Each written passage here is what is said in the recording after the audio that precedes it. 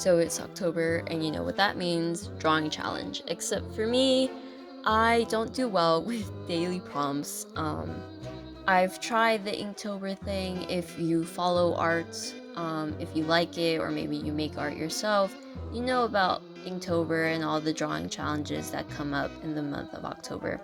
But it's never quite worked for me. I get kind of frustrated or don't really know what to come up with.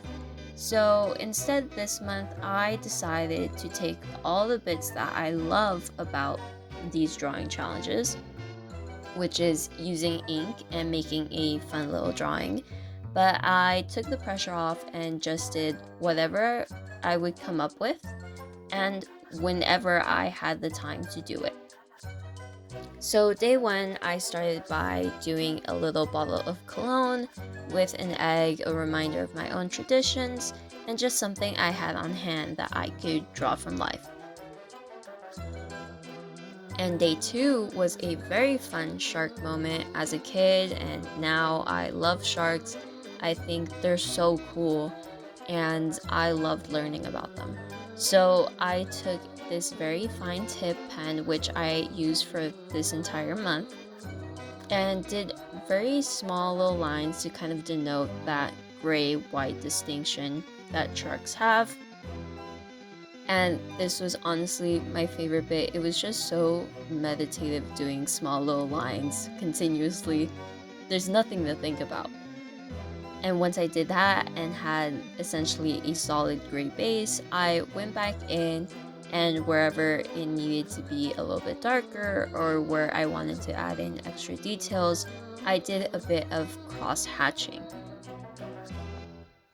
And in this case, the cross hatching, I did curve it a bit to show the form of the shark, make it feel a little bit more dimensional than just some flat straight lines. And you could definitely do it with straight lines. I just felt like in this case, curved worked best. And it's a very slight curve. It's borderline straight, so it's not the biggest difference, but it felt like a big difference to me in that moment. And day three was a guitar from the Scooby-Doo movie, Scooby-Doo and the Witch's Ghost. Now, going into this, I wanted to keep everything simple and black and white. I felt like that was just gonna ease the pressure, but I just had to add in the red if I was gonna do this guitar justice. And I really liked the pop of color, even if it doesn't really fit with the rest of the drawings because of it. I think it was a fun little moment, and it was very simple hatching. I just did some straight lines, which are kind of angled, but it's okay. I did some straight lines on the bottom of the guitar as well as on the top where the strings would be.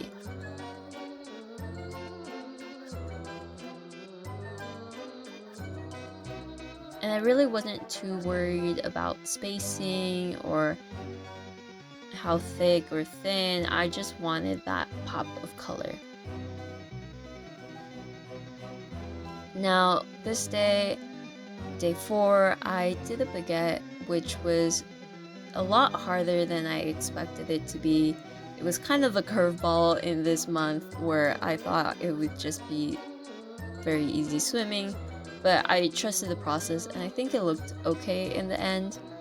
And then I ended up doing a chuyo, which is a lot more detailed than the baguette, but I surprisingly loved every bit of it. A chuyo is kind of like a beanie, but it extends further down to cover your ears, and I have so many of these. It is a staple for me during the cold months because I can't survive that. And it was a lot of hatching. I tried to make it resemble the knitted texture that the chuyo has, and eventually I do think I did kind of get there, but it was a lot of also thin lines to build up that value and make it sort of resemble the real thing.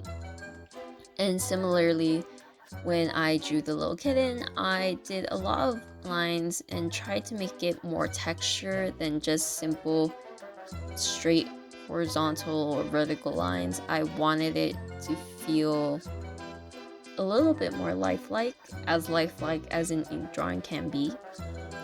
And then I moved on to a rose for day 7, and I started out with a thin outline first for all the petals, and then moved in to do all the hatching lines to indicate shadow and to do some indication of form.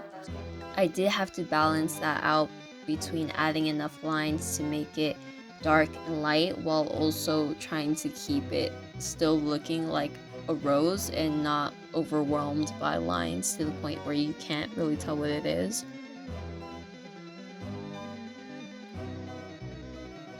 And for day 8, I did a goose, which was unexpected, um, and I've never done a goose in any shape or form, so this was really fun, and it required very minimal hatching compared to the other drawings that I did that month, but I still got a lot of fun shapes out of it.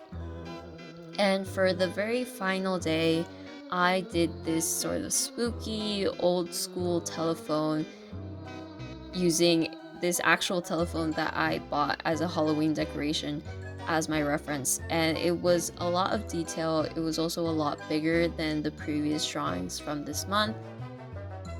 But it was very fun to do all this intricate line work. I did use that thin liner that I had been using for all that month for most of it, but there were some very darker areas that I really wanted to make it feel a little bit more intense. I wanted that thicker line weight, so I brought out a few different size pens to do that.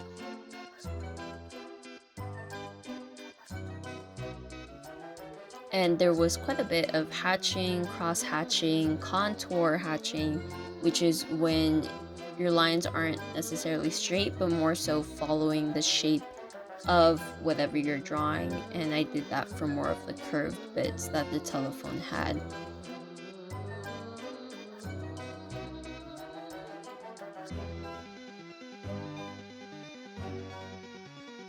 And this was it.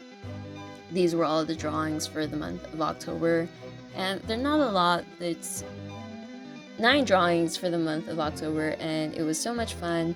I hope you guys enjoyed seeing these drawings as much as I enjoyed making them, and I will see you guys in the next video.